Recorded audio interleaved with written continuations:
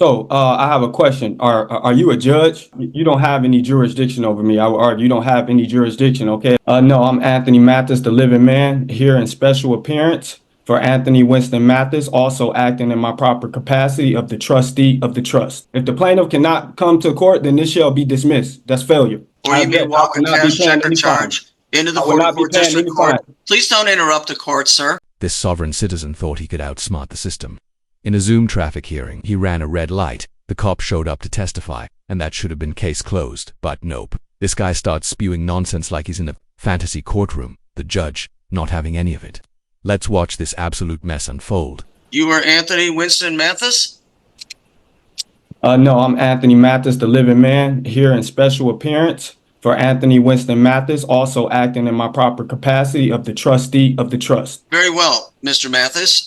Today's the date and time for your informal hearing. The citation before the court, Mr. Mathis, indicates that on May the 24th of this year at approximately 9 p.m., you are operating a 2024 Ford Edge, black in color, on 11 Mile Road, air near Washington, in the city of Royal Oak. And at that place and time, you committed the civil infraction of impeding traffic. Impeding traffic, sir, is considered a lesser included offense within nearly any moving violation. And Officer Moran indicates in his detailed note that your vehicle was on East 11 Mile Road at Washington and disobeyed the traffic signal. The officer had a green arrow and therefore driver had a red light. Mr. Mathis, you have three options and three options only, sir, in the protection of your own rights. You may, sir, admit responsibility in this matter. The court will attach the scheduled fine and that will close the case. Or, Mr. Mathis, you may admit responsibility with an explanation that you believe mitigates these circumstances, or you have every right to deny responsibility, and the court will swear the parties and will take testimony. What would you like the court to do for you today? Well, I have a few questions, if you don't mind. The court does mind. You need to make a plea. I am required by law. No, I don't plead to anybody. I only plead to the Most High. Who are you? I am Magistrate William Urick, P43273. I am a sworn judicial officer of this district. We are here for your informal hearing that you requested. This court is required by law, procedure, and court rule to take a plea. The motorist requesting this informal hearing, that being you, must make such a plea. You may admit responsibility in this matter. I don't plead to anybody but God. You may admit with an explanation, or you may deny responsibility, and the court will swear the parties and will take proofs. What would you have the court do for you today? I don't plead to anybody. Very well. Officer Moran and Mr. Mathis, please raise your right hands. I do have a question. Do you solemnly swear the testimony you shall give before this court shall be the truth, so help you God? I do. Thank you very much. Please proceed. Magistrate, on May 24, 2024, at approximately 9 p.m., I, Officer Moran, was in the area of East 11 Mile in Washington when I observed 2024 Ford Edge, black in color, with Michigan plate Edward John Lincoln 6501.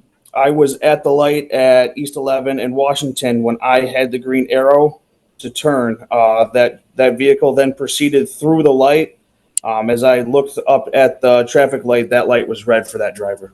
With respect to your selection of citation, you elected to simply issue a ticket for impeding traffic. Is that correct? I did, Magistrate, at that time. And that's based on your discretion, your training, and your experience.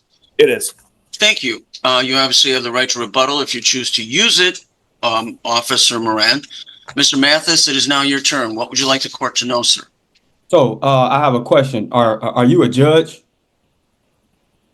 Mr. Mathis, the court has already indicated it is a sworn judicial officer. It is exercising its jurisdiction lawfully over you.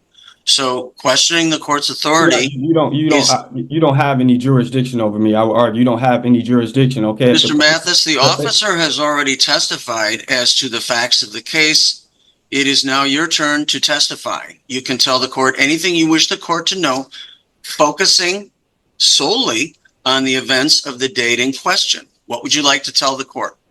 The plaintiff is the city of Royal Oak. Please bring the city of Royal Oak. Where's the city of Royal Oak? Before we get to the officer's statement, I've got to say this judge is becoming a legend.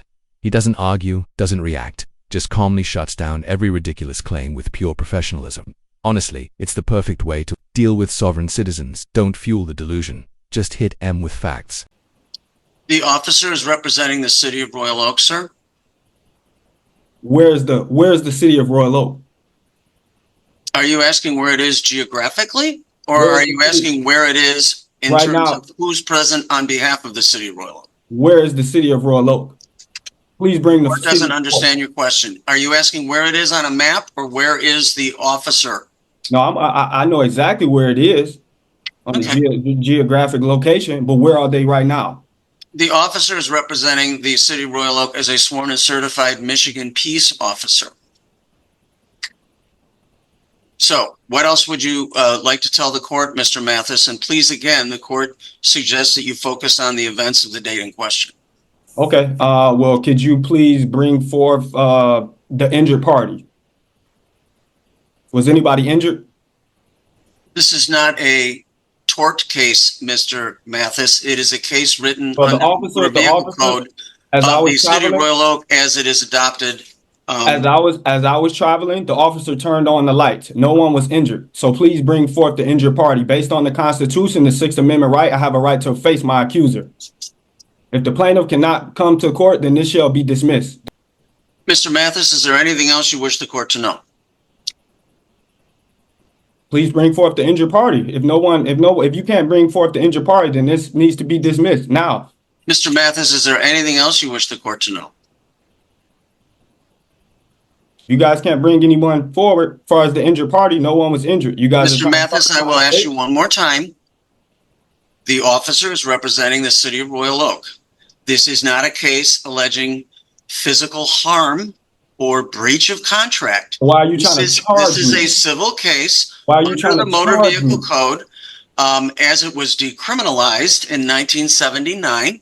This is a civil matter. The burden of proof is a preponderance of the evidence. The officer has testified as to what he observed, and it is now your turn to testify as to what occurred.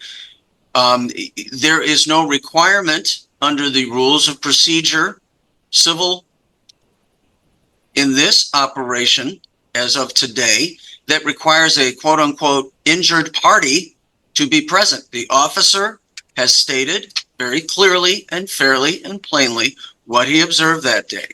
So as to your testimony related to the date in question, is there anything else you would like the court to know? No, it isn't. If you guys can't bring any injured party, Very no well. one injured. You guys are. Officer Moran, any rebuttal testimony? No rebuttal testimony. Thank you so much. Mr. Mathis, the burden of proof in a civil case is a mere preponderance of the evidence. The officer, a duly sworn and certified Michigan peace officer representing the city of Royal Oak, which is one of two cities upon which this court has jurisdiction, has put his testimony forward. There is nothing in the record that has rebutted any of it. Therefore, the court is finding you responsible for the citation as it was written. The fine for that serves $175. That is payable through the pay portal on the 44th District Court website, or you may walk a cash check or charge into the 44th District Court. Please don't interrupt the court, sir. You may walk a cash check or charge into the 44th District Court at 400 East 11 Mile Road, Monday through Friday, between 8:30 and 4:30. That's due within 7 days, Mr. Mathis. If you take exception to the court's ruling, you may post a bond in the amount of $175 within 7 days, and the matter will be placed upon the formal hearing docket of the chief judge of the district, and at that time, the city of Royal Oak would be represented by a city prosecutor. So the guy walked away with a $175 fine, fair or too soft. Personally, I think it was generous.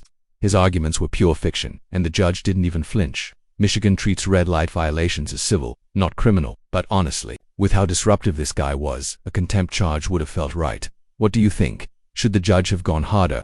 Let me know in the comments, and don't forget to like and subscribe for more wild courtroom moments. See you next time.